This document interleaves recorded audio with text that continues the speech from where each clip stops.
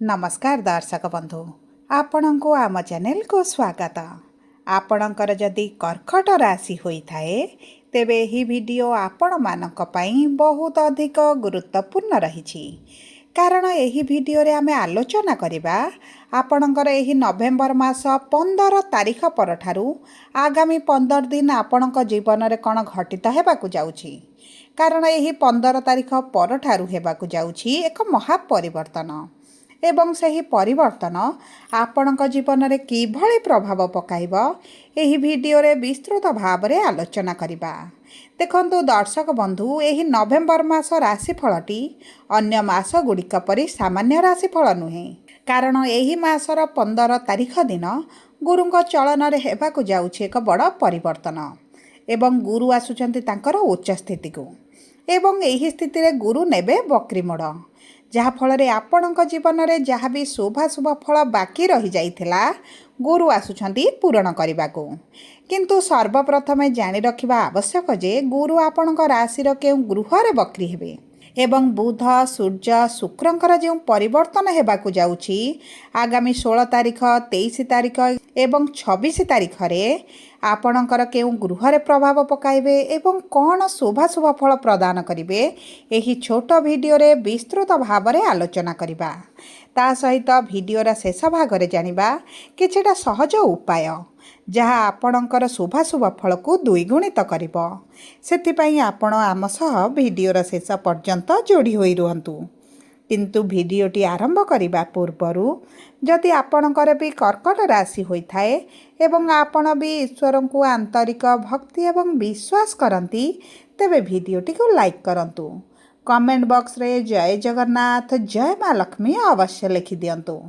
ता सहित आपण जदि आम सह जोगाजोग करबा पई चाहुछंती तबे वीडियोर मध्य भाग रे एक व्हाट्सएप नंबर टी दिया जाइछि जेउ नंबर सहायता रे आपण आम सह जोगाजोग करी निजर नूतन कुंडली प्रस्तुत करि परिबे, कुंडली विश्लेषण कराई परिबे किंबा आपणकर चाकरी विवाह व्यवसाय प्रेम संपर्क शिक्षा स्वास्थ्य को नहीं किछि समस्या रहिछि ताहार सहजरे एवं स्वल्प मूल्य रे समाधान करि परिबे।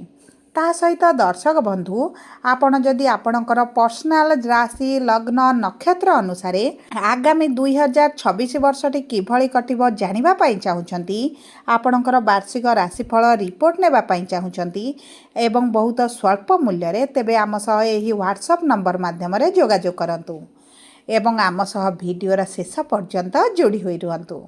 एबे आसंतु कार्यक्रमटी को आगकु बढ़ाइबा एवं जानिबा सर्वप्रथमे एही 15 तारिख परठारु आपणक कर्कट राशि रे नवग्रहंकर स्थिति किभली रहिबो। देखंतु आपणकर प्रथम गृह रे देवगुरु बृहस्पति, द्वितीय गृह रे केतु, चतुर्थ गृह रे शुक्र एवं सूर्य, पंचम गृह रे बुध एवं मंगल, अष्टम गृह रे राहु एवं नवम गृह रे शनि विराजमान करिसंती जहा फल रे सही गृह गुड़िकरे सेमानकर प्रभाव अधिक रहिबो।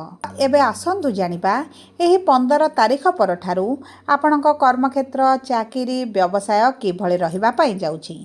देखंतु भाग्यर गृह रे शनि एवं भाग्यर स्वामी प्रथम गृह रे विराजमान करी नवम दृष्टि रे आपणकर भाग्यर गृह को देखुछंती। तेणु करी आपणकर जे कोनोसी कार्य जदि करूछंती भाग्य भरोसा रे करूछंती एवं आपणकर विलंब हेउछि आपणक काम रे आपनको सफलता मिलु नाही तेबे धैर्य हराइबार कोनोसी आवश्यकता नाही। कारण विलंब हेले मध्य आपणक कार्य रे आपनको निश्चित भाव रे सफलता मिलिबो। आपणकर हाथ खाली रहिबो नाही किंतु तरबर होई कोनोसी निष्पत्ति आपण नियंतु नाही नचेत आपण किछड़ा समस्या मध्य पड़ी पारंती। देखंतु एही समय मध्य रे आपणक कार्य संबंधित आपनको किछड़ा ट्रैवल मध्य करिबाकू पड़ी पारे। विशेष भाव में जदि आपण विदेश जाबाकू चाहुतिले कार्य संबंधित तेबे आपणक पई बहुत भल समय रहिछि। एही समय मध्य रे जदि पूर्व आपणकर वीजा पासपोर्ट टंका पैसा को नै किछिटा समस्या रहउतिला आपण जाई पारु नथिले सेही सब परिस्थिति ରେ ସୁଧାର ଆସିବ। ତା ସହିତ ପୂର୍ବରୁ ଯଦି ଆପଣ ବିଦେଶରେ ଚାକିରି କରିଛନ୍ତି କିମ୍ବା ବିଦେଶରେ ରହି ବ୍ୟବସାୟ କରୁଛନ୍ତି, ନିଜର ବିଜନେସ୍ ଚଲାଉଛନ୍ତି, ସେଥିରେ ମଧ୍ୟ ଆପଣଙ୍କୁ ଆଶାଠାରୁ ଅଧିକ ଶୁଭଫଳ ପ୍ରାପ୍ତି ହେବ। ତା ସହିତ ମଙ୍ଗଳ ଯେହେତୁ ଆପଣଙ୍କର ପଞ୍ଚମ ଗୃହରେ ରହି ଏକାଦଶ ଗୃହକୁ ଦୃଷ୍ଟି ଦେଉଛନ୍ତି, ଆପଣଙ୍କର ଲାଭ ତ ନିଶ୍ଚିତ ଭାବରେ ବଢ଼ିବ। ଆପଣଙ୍କର ଜବ୍ ସହିତ କିଛିଟା ଏକ୍ସଟ୍ରା ଡ୍ୟୁଟି ମଧ୍ୟ କରିପାରନ୍ତି, କିଛିଟା ଏକ୍ସଟ୍ରା ବିଜନେସ୍ କରିପାରନ୍ତି, ଏକ୍ସଟ୍ରା କାମ କରିପାରନ୍ତି, ଯେଉଁ କାରଣରୁ ଆପଣଙ୍କର ପ୍ରଫିଟ୍ ନିଶ୍ଚିତ ଭାବରେ ବଢ଼ିବ, ଧନ ଆମଦାନୀ ନିଶ୍ଚିତ ଭାବରେ ବୃଦ୍ଧି ଘଟିବ। ଯଦି ଆମେ ଦେଖିବା ଆପଣଙ୍କର କର୍ମକ୍ଷେତ୍ରକୁ, ତେବେ କର୍ମର ସ୍ୱାମୀ ଆପଣଙ୍କର ଲାଭର ଗୃହକୁ ଦୃଷ୍ଟି ଦେଉଛନ୍ତି। ଏହାର ଅର୍ଥ ହେଉଛି ଯଦି ଆପଣ ଚାକିରିର ସନ୍ଧାନରେ ଅଛନ୍ତି କିମ୍ବା ନୂତନ ବ୍ୟବସାୟ ଆରମ୍ଭ କରିବା ପାଇଁ ଚାହୁଁଛନ୍ତି, ତେବେ ଆପଣଙ୍କୁ ଏହି ସମୟଟି ବହୁତ ଅଧିକ ଭଲ ସମୟ ରହିଛି। କାରଣ ଏହି 15 ତାରିଖ ପରଠାରୁ ଗୁରୁ ଆପଣଙ୍କ ରାଶିରେ ରହିବେ, ଲଗ୍ନରେ ରହିବେ, ଯାହାଫଳରେ ଆପଣ ଯେକୌଣସି ଶୁଭ କାର୍ଯ୍ୟ ବା ମାଙ୍ଗଳିକ କାର୍ଯ୍ୟ କରିବା ପାଇଁ ଚାହୁଁଛନ୍ତି, ଆପଣଙ୍କୁ ବହୁତ ଅଧିକ ଶୁଭଦାୟକ ଫଳ ପ୍ରଦାନ କରିବେ। ଯଦି ଆପଣଙ୍କର ଚାକିରିରେ ପ୍ରମୋସନ୍, ଟ୍ରାନ୍ସଫର କରିବା ପାଇଁ ଆପଣ ଚାହୁଁଥିଲେ, କିନ୍ତୁ ବିଭିନ୍ନ ପ୍ରକାର ବାଧା ସମସ୍ୟା ପାଇଁ, ଉଚ୍ଚ ଅଧିକାରୀଙ୍କର ପ୍ରେସର ପାଇଁ ଏବଂ ବିଭିନ୍ନ ଗୁଡ଼ିଏ ସମସ୍ୟା ଆସୁଥିଲା ଯେଉଁଥିପାଇଁ ଆପଣଙ୍କର ହୋଇପାରୁନଥିଲା, ସେହି ସବୁ କ୍ଷେତ୍ରରେ ଆପଣ ନିଶ୍ଚିତ ଭାବରେ ଶୁଭ ପରିବର୍ତ୍ତନ ଦେଖିବେ। ତା ସହିତ ଦେଖନ୍ତୁ ଆପଣଙ୍କର ଯେଉଁ ଶତ୍ରୁ ବୃଦ୍ଧି ହୋଇଥିଲେ, ଆପଣଙ୍କ ପରିବାରରେ ହେଉ, କର୍ମକ୍ଷେତ୍ରରେ ହେଉ, ଛୋଟ ଛୋଟ ଭୁଲ ଗାଡ଼ି ଆପଣଙ୍କୁ ନିନ୍ଦା ଅପବାଦ କରାଯାଉଥିଲା, ଆପଣଙ୍କୁ ଖାଲରେ ପକାଯାଉଥିଲା, ସେହି ସବୁ ବିପରୀତ ପରିସ୍ଥିତିରୁ ମଧ୍ୟ ଆପଣ ବାହାରକୁ ଆସିବେ। କାରଣ ଗୁରୁ ଯେହେତୁ ଆପଣଙ୍କ ରାଶିରେ ପ୍ରଥମ ଗୃହରେ ଅଛନ୍ତି, ପ୍ରଥମ ଗୃହ ହେଉଛି ଆପଣଙ୍କ ସ୍ୱୟଂର ଗୃହରେ ଅଛନ୍ତି, ଆପଣଙ୍କ ଉପରେ ଶୁଭ ପ୍ରଭାବ ନିଶ୍ଚିତ ଭାବରେ ପଡ଼ିବ। ତା ସହିତ ଯଦି ଆପଣ ପାର୍ଟନରସିପ୍ ବ୍ୟବସାୟ କରୁଥିଲେ, ଲସ୍ ଦେଖୁଛନ୍ତି, ମାନ୍ଦା ପରିସ୍ଥିତି ଚାଲିଛି, ଅର୍ଥ ବୁଡ଼ିଲା ଭଳି ଲାଗୁଛି, ସେହି ସବୁ କ୍ଷେତ୍ରରେ ମଧ୍ୟ ଆପଣଙ୍କର ଶୁଭ ପରିବର୍ତ୍ତନ ଆସିବ। ଏବଂ ଦେଖନ୍ତୁ, ଯଦି ଆପଣଙ୍କର ପାର୍ଟନରସିପ୍ ବ୍ୟବସାୟ ଛାଡ଼ି ଆପଣ ନୂତନ କିଛି ପର୍ସନାଲ ବ୍ୟବସାୟ ଆରମ୍ଭ କରିବା ପାଇଁ ଚାହୁଁଛନ୍ତି, ନିଜର ଅଲଗା ବ୍ୟବସାୟ ଆରମ୍ଭ କରିବା ପାଇଁ ଚାହୁଁଛନ୍ତି, ତେବେ ମଧ୍ୟ ଆପଣଙ୍କ ପାଇଁ ବହୁତ ଅଧିକ ଭଲ ସମୟ ରହିଛି। ଯଦି ଆପଣ ସରକାରୀ ଚାକିରି କରିଛନ୍ତି କିମ୍ବା ସରକାରୀ ଚାକିରି ପାଇଁ ପ୍ରିପାରେସନ୍ ହେଉଛନ୍ତି, ତେବେ ମନେ ରଖନ୍ତୁ ଏହି ସମୟଟି ଆପଣଙ୍କ ପାଇଁ ଗୋଲ୍ଡେନ୍ ଟାଇମ୍ ରହିଛି। ଏହି ସମୟଟି ଆପଣଙ୍କ ପାଇଁ ସୁବର୍ଣ୍ଣ ସୁଯୋଗ ଆଣି ଆସିଛି। ଯଦି ଆପଣ ସରକାରୀ ଚାକିରି ପାଇଁ ପରୀକ୍ଷା ଦେଉଛନ୍ତି, ଇଣ୍ଟରଭ୍ୟୁ ଦେଉଛନ୍ତି, ଏଣ୍ଟ୍ରାନ୍ସ ଦେଉଛନ୍ତି, ତେବେ ଆପଣଙ୍କର ସରକାରୀ ଚାକିରି ହେବାର ବହୁତ ଅଧିକ ସମ୍ଭାବନା ରହିଛି। ଯଦି ଆପଣଙ୍କ କୁଣ୍ଡଳୀରେ ସରକାରୀ ଚାକିରିର ଯୋଗ ଅଛି, ଜାତକରେ ସରକାରୀ ଚାକିରି ଯୋଗ ଅଛି, ତେବେ ଆପଣଙ୍କର ନିଶ୍ଚିତ ଭାବରେ ହୋଇଯିବ। ଯଦି ଆମେ ଦେଖିବା ଆପଣଙ୍କର ଆର୍ଥିକ ସ୍ଥିତିକୁ, ତେବେ ଦେଖନ୍ତୁ ଆପଣଙ୍କର ଆର୍ଥିକ ସ୍ଥିତିରେ ବଡ଼ ପରିବର୍ତ୍ତନ ଆସିବ। କାରଣ ଆପଣଙ୍କର ଅର୍ଥର ଗୃହର ସ୍ୱାମୀ ହେଉଛନ୍ତି ସୂର୍ଯ୍ୟ, ଯିଏ ନିଚ ସ୍ଥିତିରେ ରହିଥିଲେ, ଆର୍ଥିକ ସମସ୍ୟା ସୃଷ୍ଟି କରୁଥିଲେ ଏବଂ ଆପଣଙ୍କର କରଜ, ଲୋନ୍, ଧାର ସବୁ ବଢ଼ିଯାଇଥିଲା ଏବଂ ଆପଣ କିଭଳି ସେହିଭଳି ପରିସ୍ଥିତିରୁ ବାହାରିବେ ବୋଲି ଜାଣିପାରୁନଥିଲେ ଏବଂ ସେଥିରେ ଆପଣଙ୍କୁ ଛନ୍ଦି ହେଲା ଭଳି ଅନୁଭବ କରୁଥିଲେ। ତେବେ ଦେଖନ୍ତୁ 16 ତାରିଖ ଦିନ, ସଂକ୍ରାନ୍ତି ଦିନ, ସୂର୍ଯ୍ୟ ଯେତେବେଳେ ନିଜର ରାଶି ପରିବର୍ତ୍ତନ କରିବେ, ଆପଣଙ୍କର ପଞ୍ଚମ ଗୃହକୁ ଆସିବେ, ତ୍ରିକୋଣରେ ରହିବେ, ଆପଣଙ୍କ ଆର୍ଥିକ ସ୍ଥିତିରେ ପରିବର୍ତ୍ତନ ଆସିବ। ଆପଣଙ୍କର ରୋଜଗାର ବଢ଼ିବା କାରଣରୁ ଆପଣ ଅଧିକାଂଶ ଅର୍ଥ କରଜ ଶୁଝିବା ପାଇଁ ସକ୍ଷମ ହେବେ।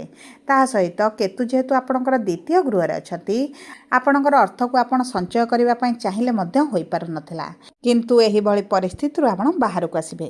ଆପଣଙ୍କର ଯଦି କିଛି ପ୍ରପର୍ଟି ବିକ୍ରି କରିବା ପାଇଁ ଚାହୁଁଥିଲେ, ସେହି ମାଧ୍ୟମରେ ମଧ୍ୟ ଆପଣଙ୍କୁ କିଛିଟା ଅର୍ଥ ପ୍ରାପ୍ତି ହୋଇପାରେ କିମ୍ବା ଆପଣଙ୍କର ପିତାଙ୍କର ସାହାଯ୍ୟରେ ହେଉ, ମାତାଙ୍କ ସାହାଯ୍ୟରେ ହେଉ, ଆପଣଙ୍କର ମଧ୍ୟ କିଛିଟା ଅର୍ଥ ମିଳିପାରେ। ତା ସହିତ ଦେଖନ୍ତୁ ଆପଣଙ୍କର ଅଷ୍ଟମ ଗୃହରେ ଯେହେତୁ ରାହୁ ଅଛନ୍ତି, ଆପଣଙ୍କୁ କୌଣସି ନା କୌଣସି ମାର୍ଗରୁ ନିଶ୍ଚିତ ଭାବରେ ଅର୍ଥ ପ୍ରାପ୍ତି ହେବ। ଯଦି ଆମେ ଦେଖିବା ଆପଣଙ୍କର ବିବାହର ଯୋଗକୁ, ବୈବାହିକ ସମ୍ପର୍କକୁ, ତେବେ ଦେଖନ୍ତୁ ବିବାହର ଗୃହର ସ୍ୱାମୀ ହେଉଛନ୍ତି ଶନି, ଯିଏ ଆପଣଙ୍କ ଭାଗ୍ୟର ଗୃହରେ ଅଛନ୍ତି। କିନ୍ତୁ ବିବାହର ଗୃହକୁ ଗୁରୁଙ୍କର ସପ୍ତମ ଦୃଷ୍ଟି ରହୁଥିବାରୁ ଯେଉଁ କର୍କଟ ରାଶିର ପୁରୁଷ ହୁଅନ୍ତୁ ବା ମହିଳା ହୁଅନ୍ତୁ ବିବାହର ଯୋଜନାରେ ଅଛନ୍ତି, ତେବେ ଆପଣଙ୍କ ବିବାହ ପ୍ରସ୍ତାବ ଠିକ୍ ହୋଇପାରେ। ଆପଣଙ୍କର ଯେଉଁ ପୂର୍ବରୁ ମନପସନ୍ଦର ପ୍ରସ୍ତାବ ଆସୁନଥିଲା, ବହୁତ ଗୁଡ଼ିଏ ପ୍ରସ୍ତାବ ଆସିବା ପରେ ମଧ୍ୟ ଆପଣଙ୍କର ବିବାହ ହୋଇପାରୁନଥିଲା, ସେହିଭଳି ପରିସ୍ଥିତି ମଧ୍ୟ ବଦଳିଯିବ। ଆପଣଙ୍କର ସେହି ସବୁ ସମସ୍ୟା ଦୂର ହେବ ଏବଂ ଆପଣଙ୍କର ବିବାହ ଠିକ୍ ହୋଇପାରେ କିମ୍ବା ଆପଣଙ୍କର ବିବାହ ମଧ୍ୟ ହୋଇପାରେ। ଯଦି ଆମେ ଦେଖିବା ଆପଣଙ୍କର ବୈବାହିକ ସମ୍ପର୍କକୁ, ତେବେ ଆପଣଙ୍କ ବୈବାହିକ ସମ୍ପର୍କରେ ଯେଉଁ ଆପଣ ସମସ୍ୟା ଦେଖୁଥିଲେ, ମନମାଳିନ, ମତଭେଦ ଚାଲିଥିଲା, ଛୋଟ ଛୋଟ କଥାକୁ ନେଇ ଝଗଡ଼ା ଚାଲିଥିଲା, ଆପଣ ଅସନ୍ତୋଷ ଅନୁଭବ କରୁଥିଲେ, ସେହି ସବୁ ସମସ୍ୟା ଗୁଡ଼ିକ ଦୂର ହେବ। ଆପଣଙ୍କର ସାଥୀ ଆପଣଙ୍କୁ ସମ୍ମାନ ଦେବା ଆରମ୍ଭ କରିବେ, ଆପଣଙ୍କୁ ବୁଝିବା ଆରମ୍ଭ କରିବେ। ଉଭୟଙ୍କ ମଧ୍ୟରେ ଯେଉଁ ଦୂରତାଟି ବଢ଼ି ଯାଇଥିଲା, ତାହା ଧୀରେ ଧୀରେ କମିବା ଆରମ୍ଭ ହେବ। ଏବଂ ଦେଖନ୍ତୁ ଦର୍ଶକ ବନ୍ଧୁ, ଯଦି ଆପଣ ପରିବାର ଠାରୁ ଅଲଗା ରହିବା ପାଇଁ ଚାହୁଁଥିଲେ, ଶାଶୁ ଶ୍ୱଶୁର ଠାରୁ ଦୂରରେ ରହିବା ପାଇଁ ଚାହୁଁଥିଲେ, ସେଇଭଳି ସୁଯୋଗ ମଧ୍ୟ ଆପଣଙ୍କ ପାଖକୁ ଆସିବ। ଏବଂ ଦେଖନ୍ତୁ, ଯଦି ଆମେ ଦେଖିବା ଆପଣଙ୍କର ପ୍ରେମ ବିବାହର ଯୋଗକୁ, ତେବେ ପ୍ରେମ ବିବାହର ବହୁତ ଭଲ ଯୋଗ ମଧ୍ୟ ବନୁଛି। ଆପଣଙ୍କ ପରିବାର ଲୋକଙ୍କ ସହମତିରେ ଆପଣଙ୍କର ବିବାହ ହୋଇପାରେ, କିନ୍ତୁ ଆପଣଙ୍କର ସାଥୀଙ୍କର ଟିକେ ରାଗ ରୁଷା ଅଭିମାନ ରହିବ, ଜିଦି ବଢ଼ିପାରେ ଏବଂ କୌଣସି କଥାକୁ ନେଇ ଆପଣଙ୍କର ଛୋଟ ବଡ଼ ଝଗଡ଼ା ମଧ୍ୟ ଦେଖା ଦେଇପାରେ। କିନ୍ତୁ ସେଭଳି କୌଣସି ପରିସ୍ଥିତି ହେବନି ଯେଉଁ ପରିସ୍ଥିତିରେ ଆପଣ ଉଭୟ ଅଲଗା ହୋଇଯିବେ। ଯଦି ଆପଣ ଦ୍ୱିତୀୟ ବିବାହ କରିବା ପାଇଁ ଚାହୁଁଛନ୍ତି, ତାହା ମଧ୍ୟ ଆପଣଙ୍କ ପାଇଁ ଶୁଭଦାୟକ ରହିଛି। ଯଦି ଆପଣଙ୍କର ଦ୍ୱିତୀୟ ବିବାହର ଯୋଗ ଆପଣଙ୍କ ଜାତକରେ ଥିବ, ତା ସହିତ ଯଦି ଆମେ ଆପଣଙ୍କର ଶିକ୍ଷାକୁ ଦେଖିବା, ତେବେ ଦେଖନ୍ତୁ ଗୁରୁଙ୍କର ଦୃଷ୍ଟି ଯେହେତୁ ପଞ୍ଚମ ଗୃହରେ ରହୁଛି ଏବଂ ସୂର୍ଯ୍ୟ 16 ନଭେମ୍ବରରେ ଆପଣଙ୍କର ପଞ୍ଚମ ଗୃହକୁ ଗୋଚର କରିବେ, ଆପଣଙ୍କର ସରକାରୀ ସ୍ତରରେ ହେଉ କିମ୍ବା ପ୍ରାଇଭେଟ୍ ଚାକିରି ପାଇଁ ହେଉ, ଇଣ୍ଟରଭ୍ୟୁ ଏକ୍ଜାମ୍ ଦେଉଛନ୍ତି, ପରୀକ୍ଷା ଦେଉଛନ୍ତି, ସେଥିରେ ଆପଣଙ୍କୁ ଶୁଭ ଫଳ ପ୍ରାପ୍ତି ହେବ। ଆପଣଙ୍କର ଶିକ୍ଷା କ୍ଷେତ୍ରରେ ଆପଣଙ୍କର ଉନ୍ନତି ହେବ। ଆପଣଙ୍କର ଯେ କନଫ୍ୟୁଜନରେ ରହୁଥିଲେ, ସମସ୍ୟାରେ ରହୁଥିଲେ, ସେଥିରେ ମଧ୍ୟ ଆପଣ ଉନ୍ନତି ଦେଖିବେ। ଏବଂ ଦେଖନ୍ତୁ, ଯଦି ଆମେ ଦେଖିବା ଆପଣଙ୍କର ସ୍ୱାସ୍ଥ୍ୟକୁ, ତେବେ ଦେଖନ୍ତୁ ସ୍ୱାସ୍ଥ୍ୟ ଆପଣଙ୍କର ପ୍ରଥମ ଗୃହରୁ ଜଣାପଡ଼େ। ଗୁରୁ ଆପଣଙ୍କ ପ୍ରଥମ ଗୃହରେ ଉଚ୍ଚ ସ୍ଥିତିରେ ଅଛନ୍ତି, ମଙ୍ଗଳ ପଞ୍ଚମରେ ଅଛନ୍ତି, ଯେଉଁ କାରଣରୁ ଆପଣଙ୍କର ସ୍ୱାସ୍ଥ୍ୟ ଭଲ ରହିବ। ଆପଣଙ୍କ ରାଶିର ସ୍ୱାମୀ ଚନ୍ଦ୍ରମା ଯେହେତୁ 2.5 ଦିନରେ ନିଜର ରାଶି ପରିବର୍ତ୍ତନ କରନ୍ତି, କିଛିଟା ଆପଣଙ୍କୁ ଥଣ୍ଡା, ଜ୍ୱର, ଖାସ, ସର୍ଦ୍ଦି ଏହିଭଳି ସମସ୍ୟା ଦେଖାଦେଇପାରେ। ନଚେତ୍ ଆପଣଙ୍କର କୌଣସି ବିଶେଷ ଗୁରୁତର ସମସ୍ୟା ଆପଣ ଦେଖିବେ ନାହିଁ। ସବୁପରେ ଶୁଭାଶୁଭ ଫଳକୁ ଦ୍ୱିଗୁଣିତ କରିବା ପାଇଁ ଆପଣ ସୂର୍ଯ୍ୟ ଅସ୍ତ ପରେ ଚନ୍ଦ୍ରମାଙ୍କର ବୀଜ ମନ୍ତ୍ର ଜପ କରନ୍ତୁ, ସୂର୍ଯ୍ୟଙ୍କୁ ଜଳ ଅର୍ପଣ କରନ୍ତୁ, ପ୍ରତିଦିନ ହନୁମାନ ଚାଳିସା ପାଠ କରନ୍ତୁ ଏବଂ ମହାଦେବଙ୍କର ପୂଜା ଅର୍ଚ୍ଚନା କରନ୍ତୁ। ଏହା ଆପଣଙ୍କର ଶୁଭାଶୁଭ ଫଳକୁ ଦ୍ୱିଗୁଣିତ କରିବ। ଯଦି ଆପଣଙ୍କର କର୍କଟ ରାଶି ହୋଇଥାଏ, ଭିଡ଼ିଓଟି କିଭଳି ଲାଗିଲା କମେଣ୍ଟ ବକ୍ସରେ ଲେଖି ଜଣାନ୍ତୁ। ଯଦି ପ୍ରଥମ ଥର ଆମ ଚ୍ୟାନେଲକୁ ଆସିଛନ୍ତି, ଚ୍ୟାନେଲଟିକୁ ସବସ୍କ୍ରାଇବ୍ କରନ୍ତୁ, ପାଖରେ ଥିବା ବେଲ୍ ଆଇକନ୍କୁ ପ୍ରେସ୍ କରନ୍ତୁ। ଧନ୍ୟବାଦ।